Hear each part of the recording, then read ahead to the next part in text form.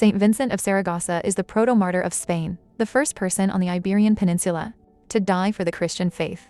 Born in Huesca, Spain in the late 3rd century, Vincent was the son of a noble family. He was educated and formed in the faith by Saint Valerius, the Bishop of Saragossa. Because Valerius suffered from a speech impediment, he ordained Vincent as a deacon and commissioned him to be the official spokesman and preacher for the diocese. Vincent was known for his remarkable eloquence and fearless public witness.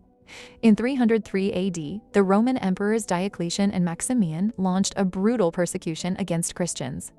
The Roman governor of Spain, Deacon, arrested both Valerius and Vincent in Saragossa and brought them in chains to Valencia. During their trial, the elderly Bishop Valerius spoke haltingly.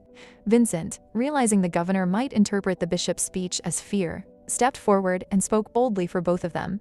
He proclaimed their absolute devotion to Jesus Christ and their refusal to sacrifice to pagan gods or surrender sacred texts.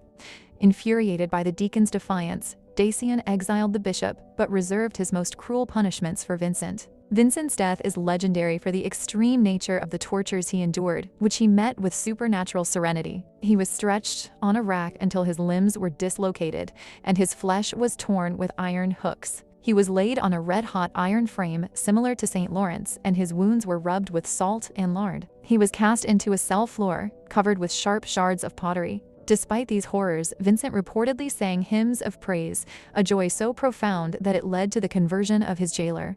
He eventually died of his injuries on January 22, 304 AD. After his death, Deacon ordered Vincent's body to be thrown into a field to be eaten by scavengers. Thwarted, the governor had the body sewn into a sack with a heavy stone and cast into the sea. Legend says a raven protected the body, driving away vultures and wild beasts. The body miraculously washed ashore and was recovered by the faithful. Feast day, January 22nd. Symbols: a raven, a gridiron, a dalmatic deacon's vestment, a palm branch. Patronage: Lisbon, Valencia, winemakers, vintners, sailors, and deacons.